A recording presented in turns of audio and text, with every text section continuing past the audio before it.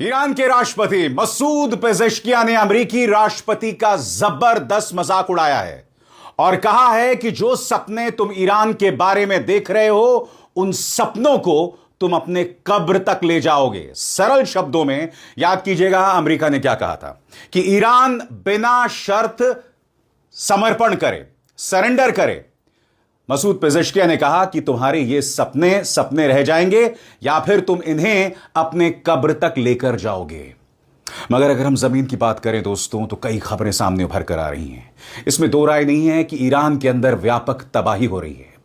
वहां के एयरपोर्ट्स पर हमला किया जा रहा है और ये तमाम तस्वीरें मैं आपको दिखाऊंगा। मगर जो बड़ी खबर आ रही है, ईरान ने अमेरिका के 2 third air defence missile system को जबरदस्त नुकसान पहुंचाया है।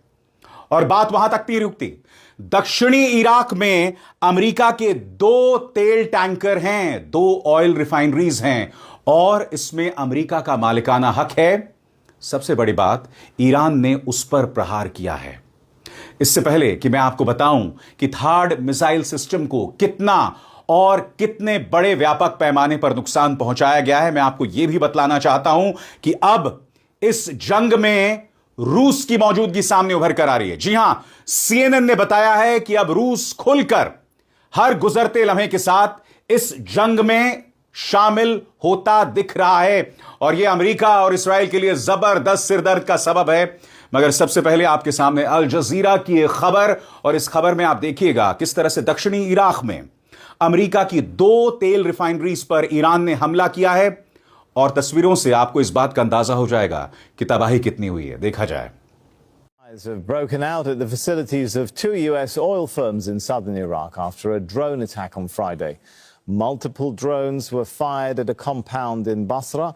It contains employee residences as well as offices and warehouses belonging to the US firms Halliburton and KBR. Basra is Iraq's main oil hub in the south and hosts numerous international energy companies. और जैसे मैंने बोला, बात यहां पर रुक नहीं रही है। अब इस जंग में रूस पर्दे के पीछे से ईरान की सीधी मदद कर रहा है और बात यहां नहीं रुक रही है। आने वाले दिनों में इस जंग में चीन के शामिल होने की भी जमीन तैयार हो रही है। और मैं स्पष्ट कर दूं, जब मैं शामिल होने की बात कर रहा हूं तो मेरा मतलब यह नहीं है कि रूस, ईरान और चीन एक साथ युद्ध लड़ेंगे, नहीं। यानी कि रूस और चीन दोनों किसी ना किसी तरीके से ईरान की मदद कर रहे हैं। और जहां तक ईरान की बात है, वो लगातार खाड़ी क्षेत्र में अमेरिका को अंधा कर रहा है। इसी मंच पर मैंने आपको बताया था कि उसके 2 बेसिस को जबरदस्त नुकसान पहुंचाया गया है। और अब जैसे कि आप जानते हैं कि दुनिया भर में आधा दर्जन जगहों पे, कम से कम 6 से 7 जगहों पर अमेरिका की third air defence missile system है। इसे भी ईरान ने जबरदस्त नुकसान पहुंचाया है। कैसे, गौर फरमाएं। अब तक सार्वजनिक तौर पर जो जानकारी कंफर्म हुई है उसके मुताबिक ईरान ने 2 थर्ड बैटरियों के रडार हिस्सों को गंभीर रूप से नुकसान पहुंचाया है, लेकिन कई पूरे थर्ड सिस्टम पूरी तरह नष्ट कर दिए हों, ऐसा साफ साफ कंफर्म नहीं हुआ है। गौर फरमाएं दोस्तों, इस वक्त अमेरिका और इस्राएल पूरी तरह से इंफॉर्मेशन को कंट्रोल कर रही है। खबर क्या कह रही है कि अभी इस बात की पुष्टि नहीं है कि ये third air defence missile system पूरी तरह से तबाह हो गए हैं, यानी कि उसकी गुंजाइश बनी हुई है। और अब मैं आपको बताने वाला हूं वो कौन से 2 बेसिस हैं जहां पर ये third air defence missile systems मौजूद थे। गौर फरमाएं। पहला, यूएई में थर्ड रडार पर हमला, और यह है अल रुवाइस में। ईरान की आईआरजीसी और सरकारी मीडिया तस्नीम फार्स ने दावा किया है कि यूएई के अल रुवाइस में मौजूद थर्ड साइट को निशाना बनाया गया है और वो काम करने लायक नहीं रही है। स्वतंत्र रिपोर्टिंग और सैटेलाइट विश्लेषण से संकेत मिलता है कि उस थर्ड बैटरी का AN-TPY-2 रडार हिट होकर नष्ट हो गया है। अब आपके जहन में एक सवाल होगा, ये AN-TPY-2 है क्या? दोस्तों, आपकी स्क्रीन पर यह है AN-TPY-2 रडार सिस्टम, जिसे नष्ट कर दिया गया है। इसके अलावा और क्या जानकारियां मिल रही हैं, गौर फरमाइए। अनुमान है कि इससे लगभग 300 से 500 मिलियन डॉलर का नुकसान हुआ है। कई रिपोर्ट इसे थर्ड सिस्टम नष्ट कहना शुरू कर देती हैं, लेकिन तकनीकी रूप से रडार और उससे जुड़े उपकरण के नष्ट होने की पुष्टि है। लॉन्चर और इंटरसेप्टर मिसाइलों के बारे में स्पष्ट जानकारी नहीं है। गौर फरमाइए, 300 से 500 मिलियन डॉलर। और मैंने आपसे क्या कहा था कि रोज अमेरिका के 891 मिलियन डॉलर्स का खर्चा हो रहा है। आपको अंदाजा है कि जब यह युद्ध खत्म होगा तो अमेरिका को आर्थिक तौर पर इसका कितना नुकसान पहुंचने वाला है। और आगे बढ़ने से पहले एक जरूरी संदेश, मेरे कार्यक्रमों के लिए आप नोटिफिकेशन का इंतजार मत कीजिए। मेरे चैनल में जाइए और खुद जाकर कार्यक्रम देखिए और रहिए अपडेटेड। अब आपकी स्क्रीन पर वो दूसरी जगह जहां थार्ड मिसाइल सिस्टम पर प्रहार किया गया है, गौर फरमाएं। जॉर्डन में थार्ड रडार नष्ट, मुफावक सॉल्टी एयरबेस।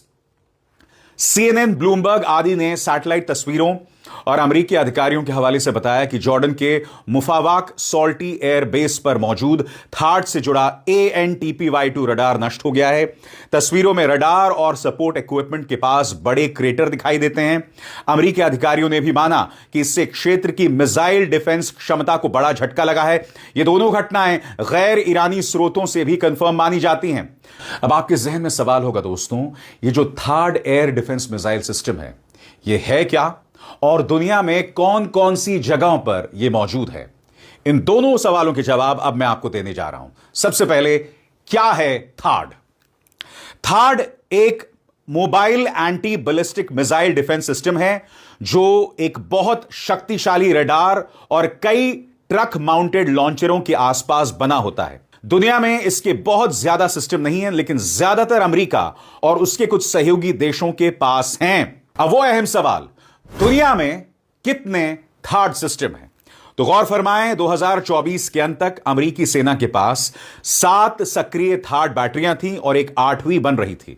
2025 के आसपास लॉकहेड मार्टिन के अनुसार दुनिया में लगभग 9 ऑपरेशनल थार्ड बैटरियां थीं, जिनमें 7 अमेरिका की, 2 UAE की थीं।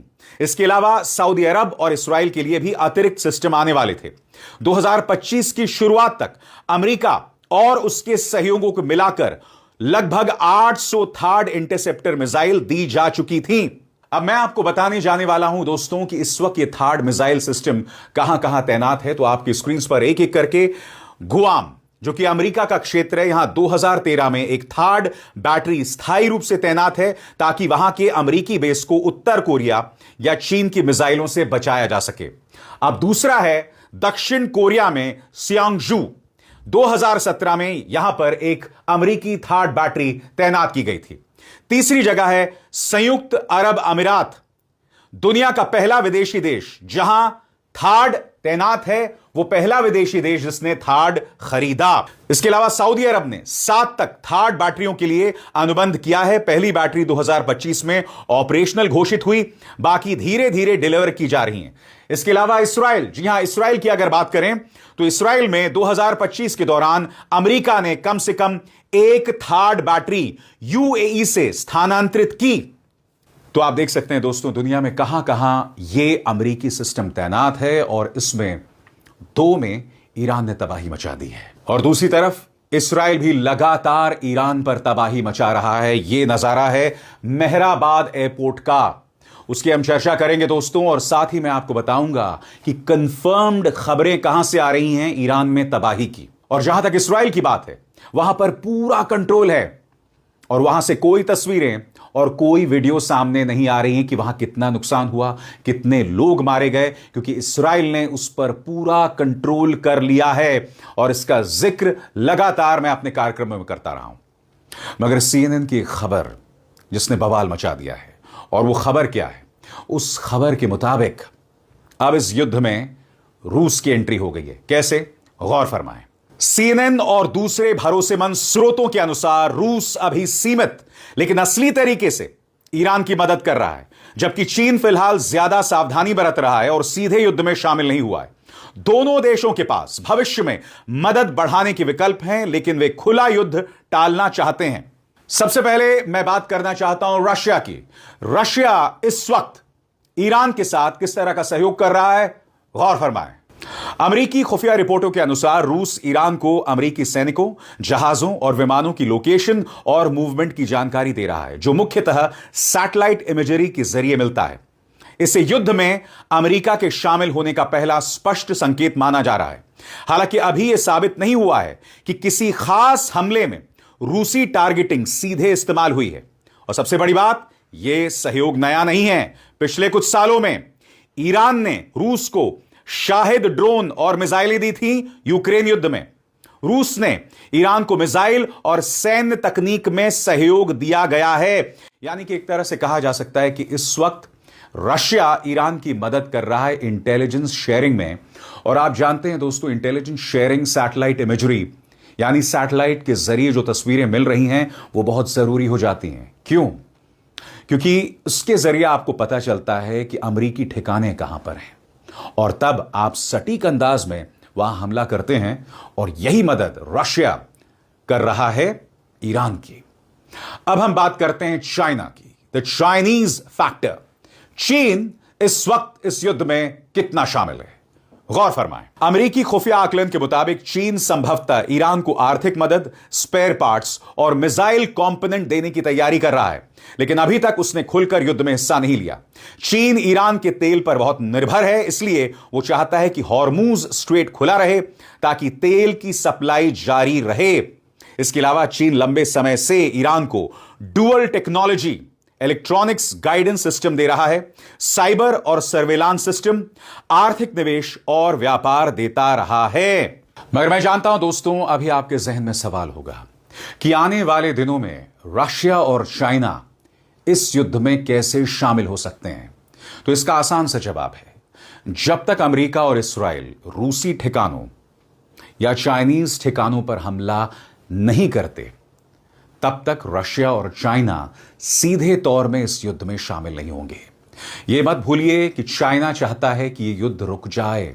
यही वजह है कि कूटनीतिक बातचीत करने, डिप्लोमैटिक बातचीत करने चाइना का प्रतिनिधि इस वक्त इस बातचीत को आगे बढ़ाने के लिए वहां पहुंचा है। मगर भविष्य में क्या होगा, इस पर भी हमारी निगाह है, तो गौर फरमाएं। आगे क्या हो सकता है? नंबर 1, कम दिखने वाली लेकिन लगातार मदद। रूस की बात करें तो सैटेलाइट और सिग्नल इंटेलिजेंस देता रहेगा, मिसाइल, ड्रोन और इलेक्ट्रॉनिक वॉरफेयर तकनीक की सप्लाई बढ़ा सकता है, यूक्रेन युद्ध से मिली सैन्य सीख साझा कर सकता है। जहां तक चाइना की बात है, आर्थिक मदद बढ़ा सकता है, स्पेयर पार्ट्स और तकनीकी सामान भेज सकता है, सस्ता ईरानी तेल खरीदता रहेगा, संयुक्त राष्ट्र में ईरान को कूटनीतिक समर्थन देता रहेगा। और जहां तक ईरान की बात है दोस्तों, ईरान भी जानता है कि वो खाड़ी देशों को बहुत ज्यादा नाराज नहीं कर सकता। यही वजह है कि आज ईरान के राष्ट्रपति मसूद पेजेश्कियां का एक ताजा बयान आया है, जिसमें उन्होंने खाड़ी देशों से माफी मांगी है। बकौल मसूद पेजेश्कियां, उनका कहना था कि हमारा कोई उद्देश्य नहीं था हमला करना खाड़ी देशों पर, मगर आपको समझना पड़ेगा कि हमारे बच्चों को अमेरिका और इस्राइल मार रहा है, हमारे सुप्रीम लीडर को मौत के घाट उतार दिया गया। और अब मसूद पेजेश्कियां कह रहे हैं कि हम आगे से खाड़ी देशों पर हमला नहीं करेंगे। हम तभी हमला करेंगे अगर खाड़ी देशों की तरफ से अमेरिका या इस्राइल हम पर हमला करे। सुनिए मसूद पेजेश्कियां कह क्या रहे हैं। I need to apologize on behalf of myself to our neighboring countries that have come under attack by Iran. Because of the vicious assault on us, we lost our supreme leader, our compatriots and loved ones. Our armed forces, when their commanders were gone, conducted the operations that were necessary and protected our country with strength. We do not intend to conduct an assault on neighboring countries. And like I've said before, they are our brothers. We have to be hand in hand with our brothers in peace. And the Interim Council approved a decision yesterday. That decision was relayed to our forces that they should no longer attack neighboring countries unless there is an attack on Iran staged on their soil. मैं आपको तस्वीर दिखा चुका हूं Mehrabad airport की, Iran के Mehrabad airport की, जहां देख सकते हैं किस तरह से आग जल रही है। इस तस्वीर में इस व्यापक पैमाने पर वहां तबाही हुई है। अब बीबीसी के पत्रकार हैं शायन सरदारीजादे, वो आपके सामने वेरीफाइड, यानी कि वो तस्वीरें जिनकी पुष्टि हो चुकी है, ईरान में कहां कहां हमला हुआ, बाकायदा वीडियो के साथ, और एक एक करके आपके स्क्रीन पर आ रहा है। सबसे पहले उन्होंने बताया कि तेहरान का एक रेजिडेंट है जो कि इकबातन जिले में रहते हैं, उन्होंने मेखदाद बेस को फिल्म किया और आप जैसे कि देख सकते हैं यहां पर कितनी तबाही मची हुई है। यह है मेखदाद बेस यह है बासिज फोर्स का मेगदाद बेस, जहां पर आप देख सकते हैं कितनी बड़ी तबाही हुई है। अब दूसरा नजारा है तेहरान के अर्ग स्क्वायर का, और आप देख सकते हैं तेहरान के अर्ग स्क्वायर में कितनी ज्यादा तबाही हुई है इस्राएली और अमेरिकी बमबारी में। अब दूसरी तरफ यह है महाबाद का, ईरान का रेड क्रेसेंट सोसाइटी, और मैं आपको बतलाना चाहता हूं यह पश्चिमी अजरबैजान सूबे में है, और यहां पर भी आप देख सकते हैं कितनी बड़ी तबाही है। पूरी तरह से रबल है, पूरी तरह से बिखराव यहां पर आप साफ तौर पर देख सकते हैं। और आपके सामने यह है मेहराबाद एयरपोर्ट, जिसकी तस्वीर मैंने आपको दिखाई थी, और जैसा कि आप यहां देख सकते हैं बाकायदा यहां पर आप देख रहे हैं किस तरह से एक प्लेन में आग लगी हुई है, जिससे आपको पता चल रहा है कि ईरान को भी कितना नुकसान झेलना पड़ रहा है। दोस्तों, जब एक जंग चलती है ना, तो हर पत्रकार का एक कर्तव्य होता है कि वो आपके सामने दोनों जानकारियां पेश करें। इस वक्त क्या हो रहा है कि इंटरनेट में, यूट्यूब में कई पत्रकार आपको यह बतला रहे हैं कि यह जंग पूरी तरह से ईरान जीत रहा है, या फिर कई पत्रकार यह बता रहे हैं कि ईरान नेस्तनाबूद हो चुका है, मगर कहानी उसके बीचों बीच है। अभी 7 दिन हुए हैं, हम 8वें दिन में प्रवेश कर चुके हैं, मतलब साफ है, अभी कोई दावा नहीं किया जा सकता। जैसे कि मैं बार बार कह रहा हूं, ईरान अपनी नई मिसाइलें निकाल रहा है, उसने अमेरिका के कई इंटरसेप्टर्स को बर्बाद कर दिया है, और जैसा कि इस कार्यक्रम में मैंने आपको बताया, रूस और चीन भी इसमें शामिल हो रहे हैं। और अगर रशिया और भी ज्यादा एक्टिव तरीके से यहां शामिल हो जाता है, तो आप अंदाजा लगा सकते हैं आने वाले दिनों में क्या क्या नहीं होने वाला है।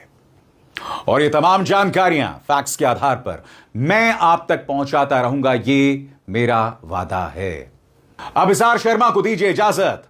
नमस्कार।